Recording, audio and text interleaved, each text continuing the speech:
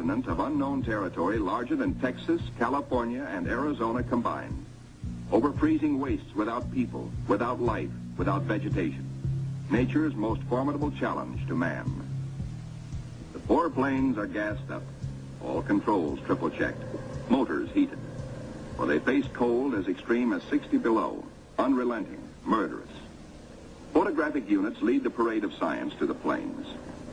Each is a flying laboratory. The cameras are the trimetricons and the K-17s that spied out enemy secrets during the war. Now each plane carries 250 pounds of film to record some of nature's last great mysteries. The war's secret radar magnetic detectors are here too, bolted on like bombs. In war, their electronic impulses spotted minefields buried deep under the surface. Now they will read far below the ice, detect and identify minerals, coal, iron, precious ores. Byrd gets the words, "Ready, sir." He boards the leading plane, gives the command, "Take off." Crews hasten to rock the ships and thus free the skis frozen to the ice. Now all the work that has gone before, the planning, the task of preparing ships, of training men, the perilous voyage through the ice, now all of these investments of time and sometimes of suffering are come into focus. Takeoffs were non-stop flights over the desolate, danger-studded wastes of Antarctica. Flights of great distance, the equivalent of, back at home, winging non-stop from the Canadian border to the Gulf of Mexico.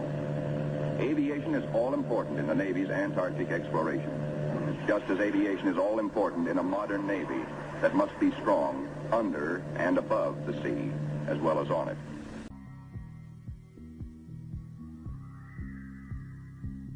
Shelf ice, Byrd leads his 4 planes in the long climb over pressure ridge areas, heading for the polar plateau, 10,000 feet up.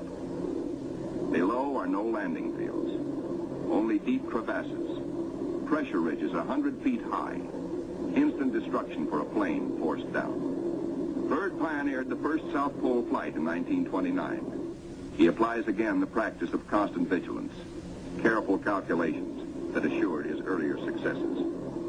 Over this cruel country, Byrd flies today at 3 miles a minute. In earlier explorations, 3 miles in one day was frequently the utmost for Shackleton and Scott for Britain, Amundsen for Norway, and Byrd himself for America. The Beardmore Glacier, 200 miles long, 50 wide, 1,000 feet deep, who knows. Byrd checks position by the sun compass. The glacier signals the South Pole itself. Here, Byrd drops the flags of the United Nations, carefully boxed, a symbol of America's goodwill to all nations. Now beyond the pole, Byrd focuses his cameras and magnetic detectors on land new to him and to all mankind.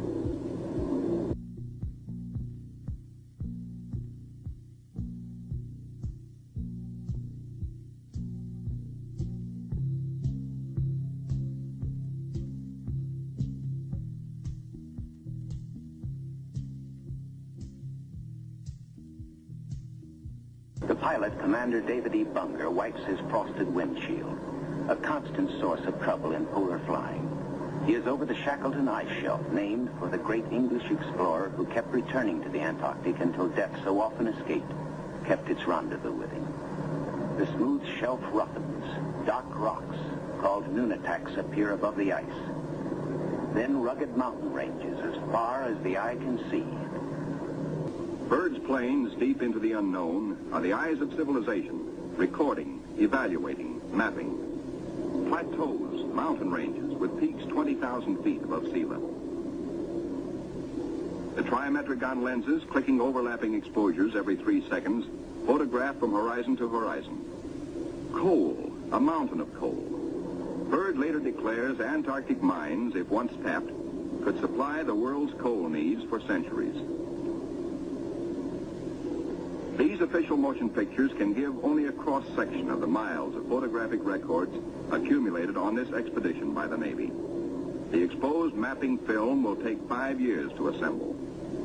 Amplifying these are the radar magnetic detectors, accurately recording mineral discoveries of immense value for the future use of all mankind. England, Norway, South Africa, Australia, New Zealand, South American countries, and Soviet Russia are claiming Antarctic territory. The United States recognizes no claim, and so far has made no formal claims for itself. But international policies cannot concern the Admiral now. His duty is to keep his flying laboratories functioning, to fulfill his dream of a lifetime. The word "gas half gone, sir," comes from the engineer tabulating fuel tank readings. Byrd radios his pilots, return to base. By the third leg of their triangular course, the planes head back for Little America. Byrd's plane takes the widest swing fuel permits as the lenses of the Trimets continue recording new territory. This is the last big flight. Byrd is determined to record the maximum possible. One by one, the planes swing in over Tent City. Flight operations checks them in and safely down. Plane 2, plane 3, plane 4. But not plane 1. Byrd's plane is yet to be accounted for. Byrd is missing.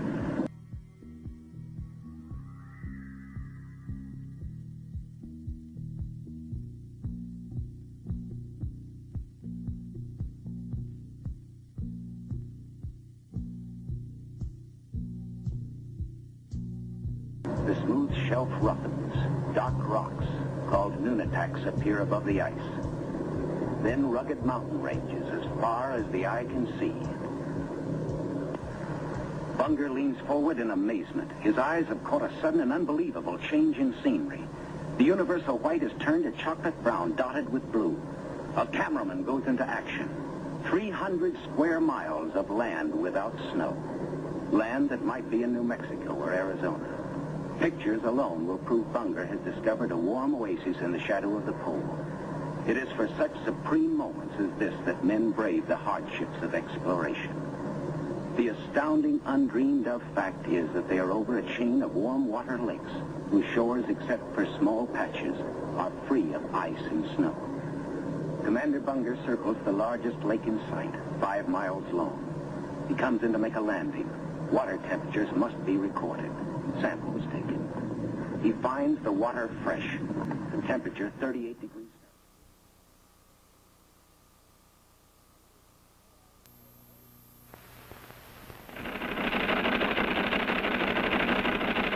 It's time for the Longines Chronoscope, a television journal of the important issues of the hour, brought to you every Monday, Wednesday, and Friday.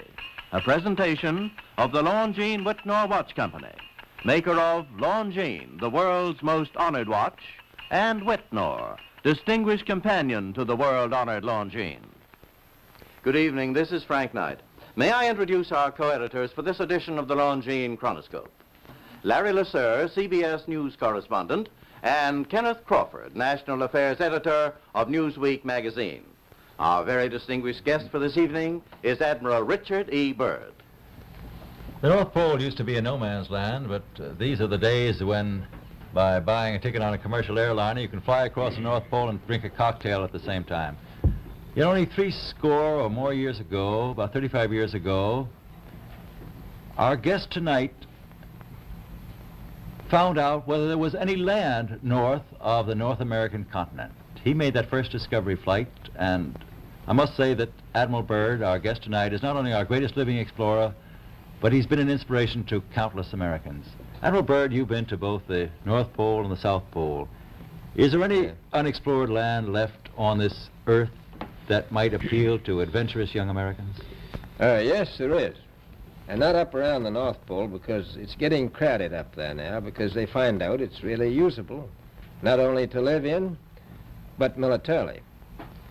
But strangely enough, there's left in the world today an area as big as the United States that's never been seen by a human being. And that's beyond the pole on the other side of the South Pole from Middle America. And I think it's quite astonishing that there should be an area as big as that unexplored. This is a tremendous So challenge. there's a lot of adventure left down at the bottom of the world. Well, Admiral, do you hope to see that? I do.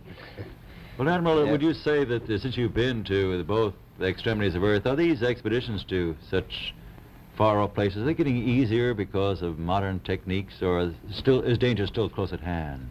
Well, it's a little risky, but nothing like it used to be with the old slow planes and the small cruising radius where we had to put down bases. We replaced the dog teams, And of course that was a big improvement. But now the planes go much faster and they are safer and they have a much bigger cruising radius. You haven't got the danger of a terribly heavy load. Admiral, an expedition to which I believe you're the advisor is now en route. What is that expedition doing? Well, that's the icebreaker Atka, and it's a reconnaissance expedition.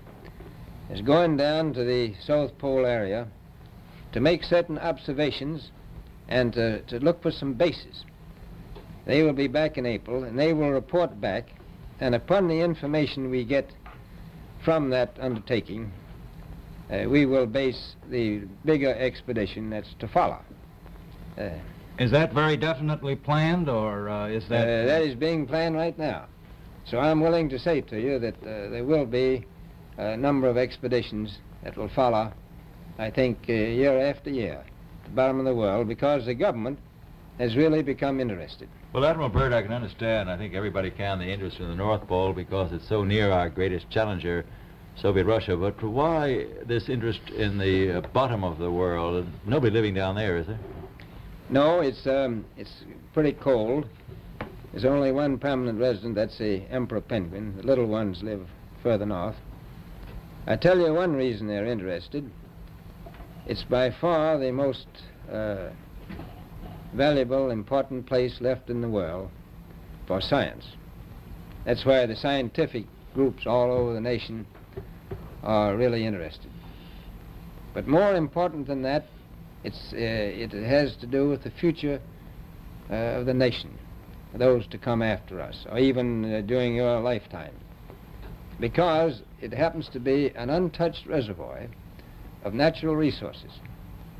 And you know, as the world shrinks with an ever-increasing acceleration, far-flung places once useless, like we thought the North Pole was, and no man's land, become very useful. The bottom of the world will be important, not only to us, but to our allies. I was going to ask you, does it have military importance? It has some, and as the world shrinks, it will continue to shrink with an ever-increasing acceleration, thus bringing these places closer. And in the future, I can see a time when it will be very, very important strategically. Well, has the development of air power increased the strategic importance of places like the very much Parma so. Peninsula, we'll say? Very much so. Even now, if anything happened and we lost the Panama Canal, we would have to control the islands just north of Antarctica, which are part of Antarctica, then between there and Cape Horn. I've heard it said that there are 7 continents in the world, and one of them has never been seen by a woman, and that's Antarctica. Is that actually true? Well, if the Parma Peninsula is an island, as far as I know, that's true. No woman's ever stepped foot upon the Antarctic continent, and it's the most peaceful place in the world. Well, I'm sure that won't last very long. I understand now that you're working with the Arnold Bread Company in charge of frozen foods. Now, is there any future for frozen foods down these frozen extremities? Well, I think the human race can be helped by that. This was thought out by Dean Arnold, who's, in my opinion, a great humanitarian. He learned that we went down there after 4 or 5 years and finished a meal that we had left there on the table when we had evacuated Little America. Everything was perfect, including the bread. So he got the idea of this frozen bread, and already he sent some to Europe, and it worked very well over there for some of the starving people. So you can store it down in the Antarctic and against the lean years, and you wouldn't have any people in the world really starving if you did that. Yes, in the event of an atomic war... You'd stay there forever. Admiral, you speak of the resources of Antarctica. What are they? What are the natural resources there? Well, we've found enough of coal within 180 miles of the South Pole in a great ridge of mountains. It's not covered with snow, enough to supply the whole world for quite a while. Well, that's the coal. Now, there's evidence of many other minerals. We are pretty sure there's oil. Now, that coal shows the bottom of the world. Now, by far the coldest spot in the world. Where that coal is gets 100 below zero in the winter. Well, was once tropical. So we think there's oil there, and there's evidence, probably uranium there. Is it any secret? Is there uranium there? That would be the only thing that would be practical to actually go after, I suppose. Everything else would be economically unfeasible, wouldn't it? Well, as we recklessly expend our resources, the time will come when we'll have to go after that stuff down there. Well, you know, I avoided what you said about uranium. I'm not sure about that. I don't want to have the world fighting over the Antarctica. Admiral Byrd, is there a competition among other nations to try to get information about Antarctica and possibly to secure some of these resources? Well, yes. There are now 7 nations very much interested. Russia is interested tremendously. That I'm sure of. Australia has an expedition down there. The Argentine, the Chile, New Zealand, Britain, and so on. Now, you can understand those people down there being interested because they live down there. The New Zealanders, the Argentinians, the Chileans, and Australians. And so we don't do much about claiming anything. Admiral, you make this sound a little crowded. Are there that many expeditions now there or en route there? Well, you know, as I said, it's the most peaceful place in the world, but I don't think it will be for long because of this intense interest on the part of other nations and this nation. Well, Admiral Byrd, are private expeditions a thing of the past? Is expedition and exploration, making expedition and exploration now purely a government function because of the tremendous cost and organization? No, I don't think so. I think down south it may be more or less a thing of the past, but not other expeditions that go there. A lot of them go north now. This latest expedition now on the way is a government expedition, I take it. Yes, that's the government. Admiral Byrd, may I ask you, is there a great difference between the top of the world and the bottom of the world? There is. Now, the North Pole is the center of an ocean 10,000 feet deep. The South Pole, the center of a plateau, 10,000 feet high. The North Polar Sea is surrounded by continents slightly frozen. The Antarctic continent is surrounded by a belt of ice, frozen seas of at least 1,200 miles thick. Now, the south is a plateau. It gets, in some places, 14,000 feet up. I've been over areas about 13,000, and it's a little bit chilly up there. So there's that big difference between the top and bottom of the world. The North really isn't very cold up there on the Arctic Ocean. Not compared to the South. Admiral Byrd, we often hear it said that our young Americans now aren't as hardy as their forefathers. Do you think that Americans do measure up to the standards, the physical standards and morale standards of the past? I do. I don't believe that. I think they're just as hardy. Well, what would you say was the most valuable factor on expedition? Is it morale, or physical courage, or is it sheer equipment? Well, I've always thought that loyalty was by far the most important trait. The British told me that when I first went down in 28, that I couldn't possibly get through the winter night without a mutiny if I took more than 20 men. But to serve science, I had to take 42 men. Then I took 56 the next time, and so on.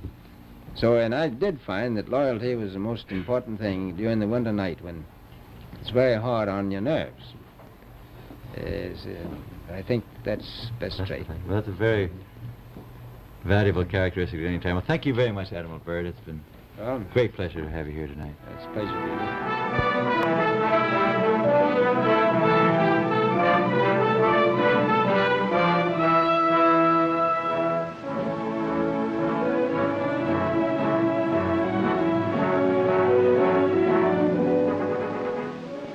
This is Antarctica, nearly 6 million square miles of ice-covered wasteland, larger than the United States and Europe combined.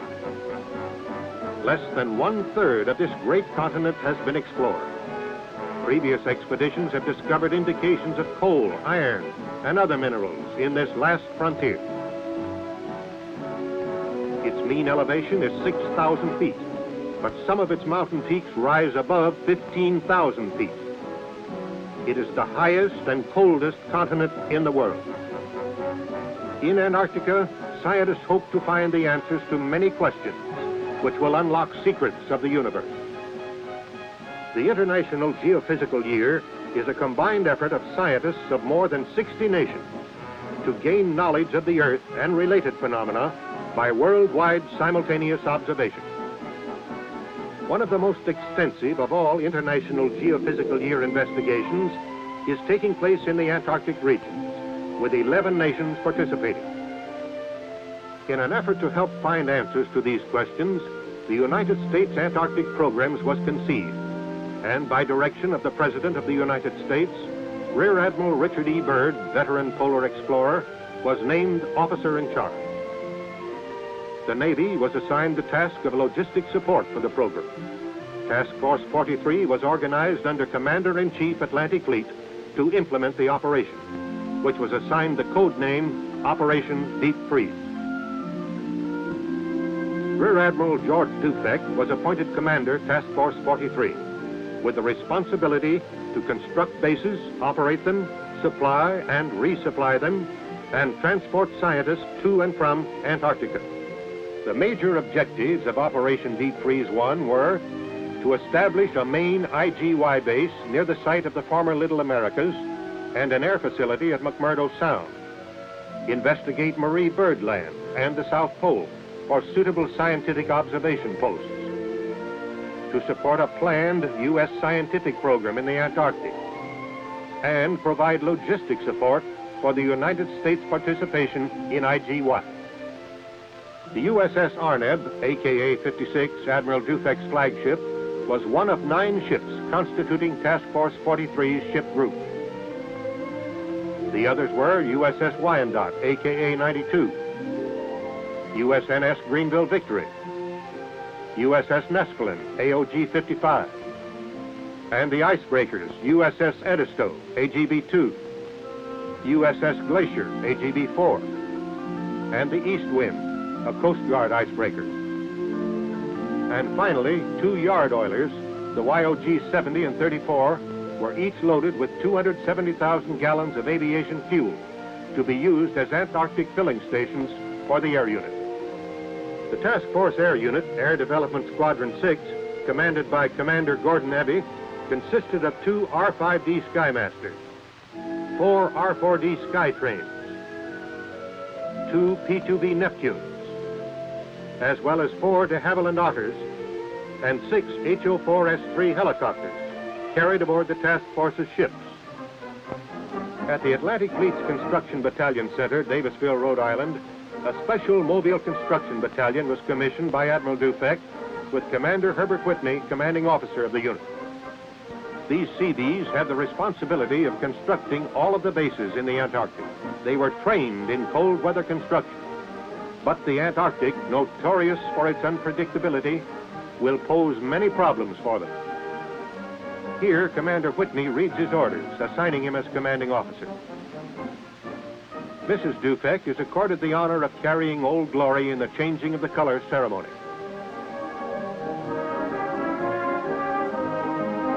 Miss Julia Hawks, selected by the crew as co-sponsor, representing the women who must remain behind, carried the battalion flag.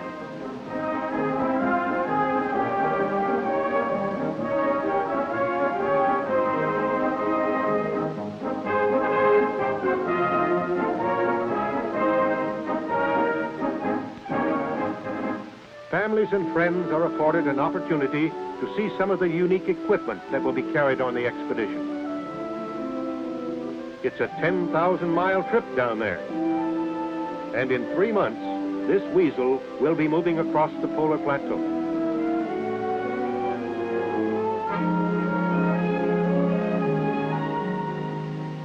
Junior checks it out, while Mom inspects this tent.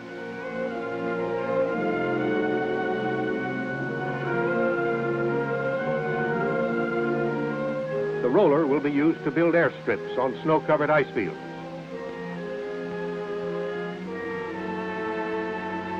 A winterized portable building. This will be used on the trail for a mess hall and radio communication.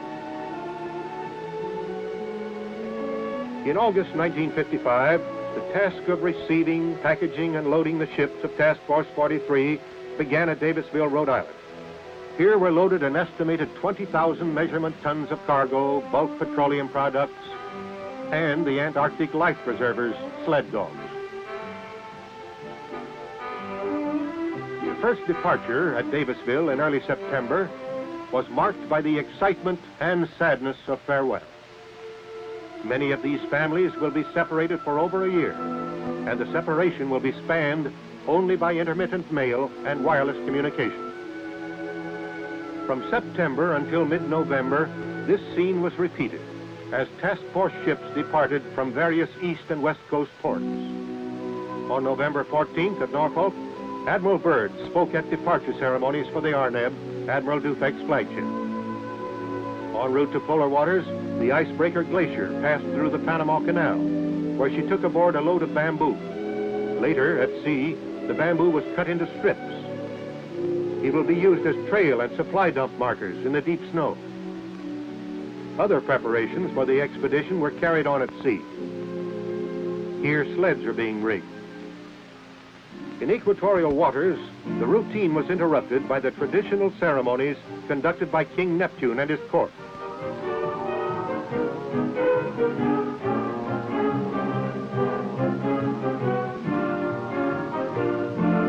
The pollywogs were put through the appropriate ritual of initiation required of all sailors crossing the equator for the first time.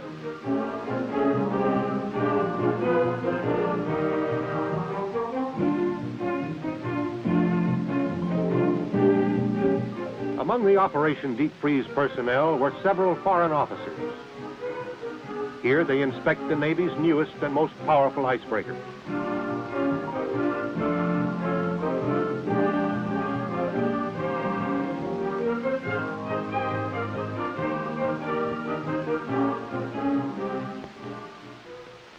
In warm tropical waters, religious services were conducted on the open deck.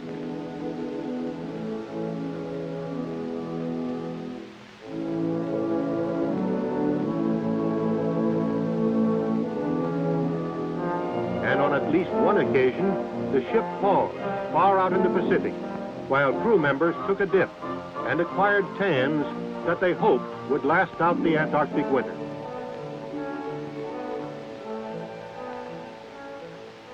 The crew of the little YOGs were deprived of many of the comforts and conveniences offered by the bigger ships.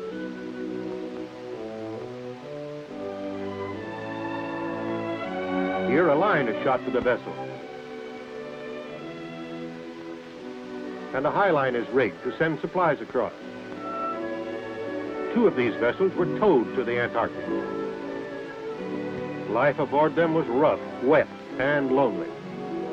Thanksgiving Day aboard the ships was celebrated in the South Pacific, far from a supermarket. But the ship's mess tables were amply provided with the traditional bird and trimmings. The USS Glacier arrived at Port Lyttelton, New Zealand, December the 7th, 1955. Here she was joined by Captain Gerald L. Ketchum, Deputy Task Force Commander, and Admiral Byrd.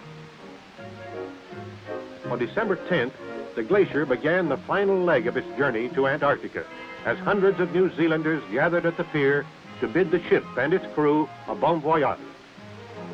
6 days later, the Glacier received her baptism of ice near Scott Island, when she entered the ice pack. December 18th, the task force sighted the Antarctic continent, when Mount Erebus, the only known active volcano in the Antarctic, towering 13,000 feet above McMurdo Sound, came into view. The Glacier moored to the ice, and its helicopter flew a survey party ashore to find an area on the bay ice suitable for a long, flat runway that would support the weight of the large planes of the air unit. Commander Abbey and Commander Whitney surveyed an 8,000-foot strip of ice at the south end of McMurdo Sound.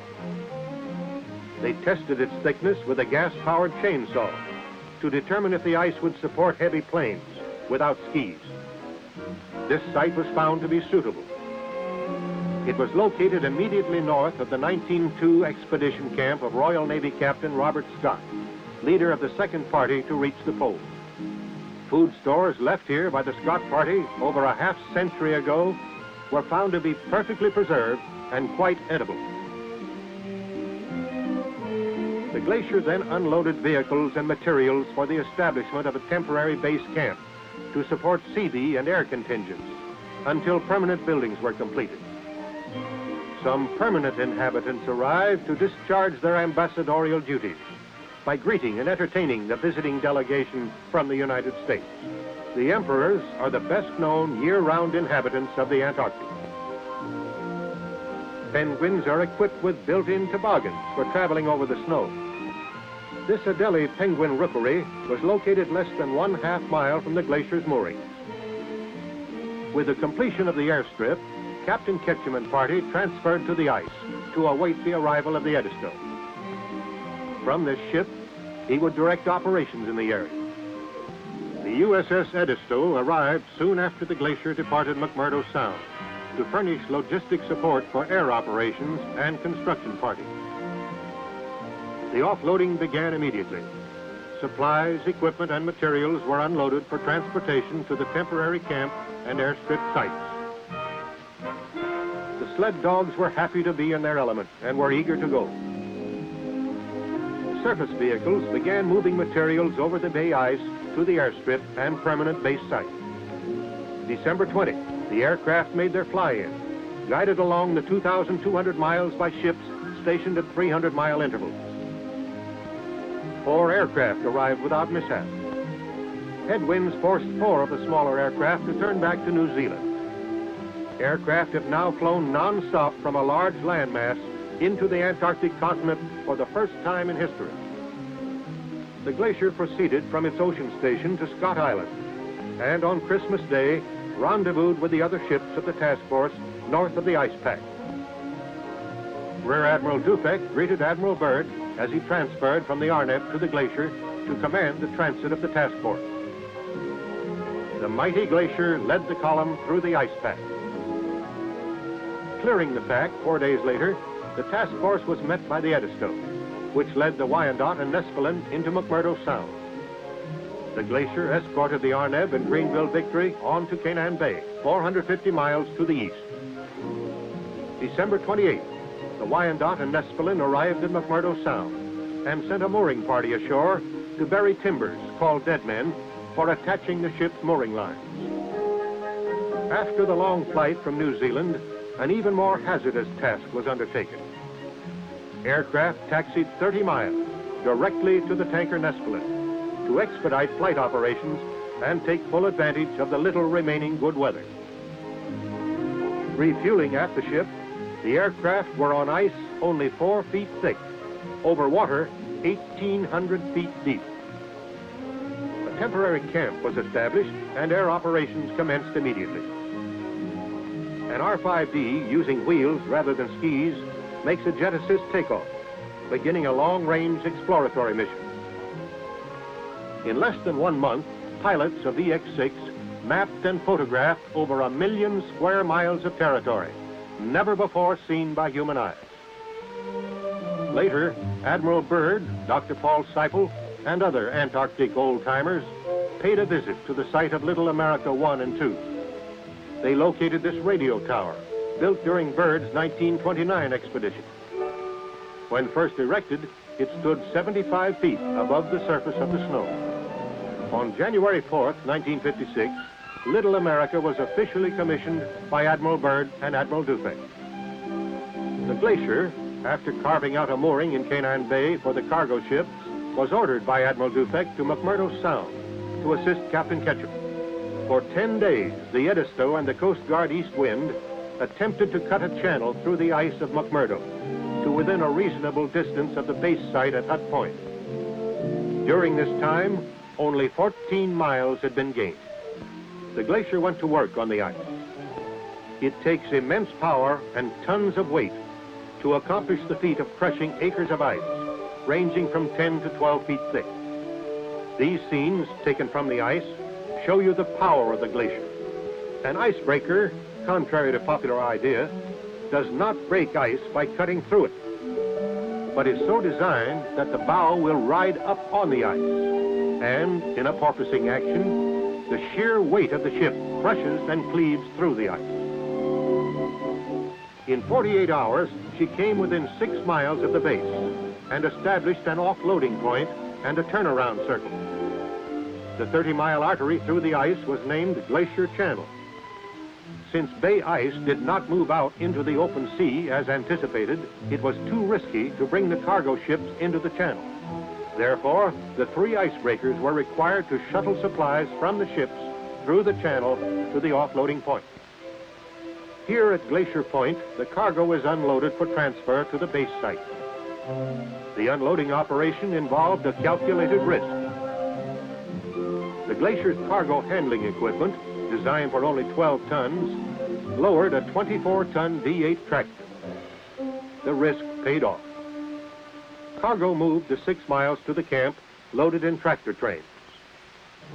This operation involved many hazards because of the treacherous bay ice.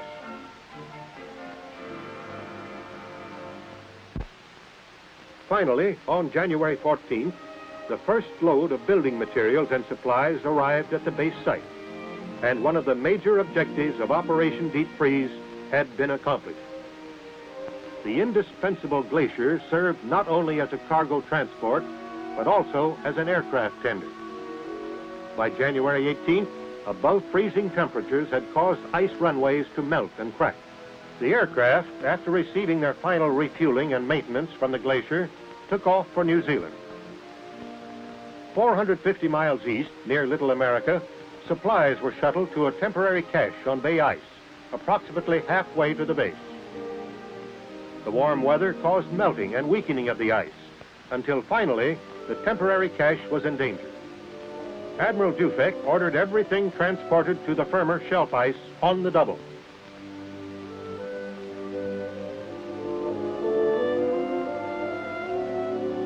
Every available tractor, carry lift, and helicopter was pressed into use.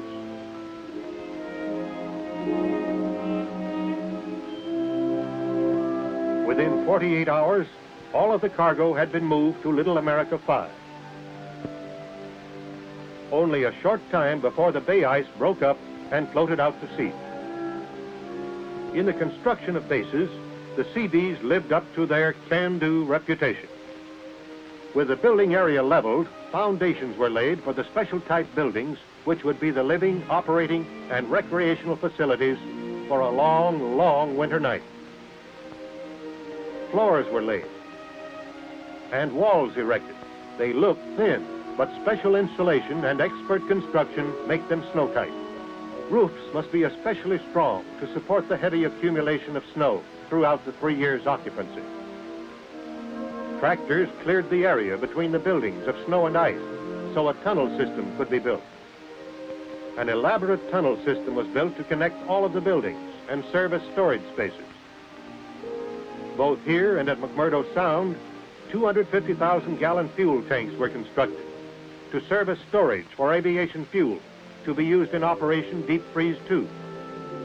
When completed, these tanks were filled from the USS Nespelin, moored about 4 miles away. The problem of transporting fuel 4 miles was met by using several collapsible fuel hose storage tanks provided by the Marine Corps. This tank, when unrolled and filled, holds 10,000 gallons. Gasoline was pumped to these tanks, and by increasing the pressure at booster stations with auxiliary pumps, was finally brought to the huge fuel tank at Hut Point through portable pipeline. This experimental crevasse detector, designed to give a signal when a crevasse was approached, proved not completely reliable when used by trail parties. The loss of an otter-supporting aircraft and the failure of the crevasse detector delayed the Marie Birdland trail expedition. With winter weather setting in, the project was postponed until Deep Freeze 2. To climax the activities of Operation Deep Freeze 1, the Glacier, with Admiral Dufek aboard, made a notable cruise around the Antarctic continent. The purpose of this voyage was to locate suitable sites for more IGY stations to be established in later operations. Survey crews returning from surveying a possible site on the Knox Coast experienced the sudden fury of an Antarctic blizzard, a vanguard of the fast-approaching polar winter. Their small craft fought through the icy seas to the side of the glacier, and was finally hoisted safely aboard. The Glacier's cruise around the continent brought Deep Freeze 1 to a successful conclusion, and she pointed her bow northward, leaving behind 73 men at the Little America base and 93 sailors and scientists at the Naval Air Facility in McMurdo Sound. With the wintering over party were 1,500 tons of supplies and materials to sustain them through the coming year of isolation from the rest of the world. Some of these materials will go into the construction of bases at the South Pole and Marie Byrd Land before ships return to the Antarctic. At the base of Observatory Hill, men prepared for the bitter cold and the violent winds of the long winter night. And at sea, the Glacier plunged northward into warmer, ice-free waters. Her destination, the United States, where she would be fitted out for Operation Deep Freeze 2.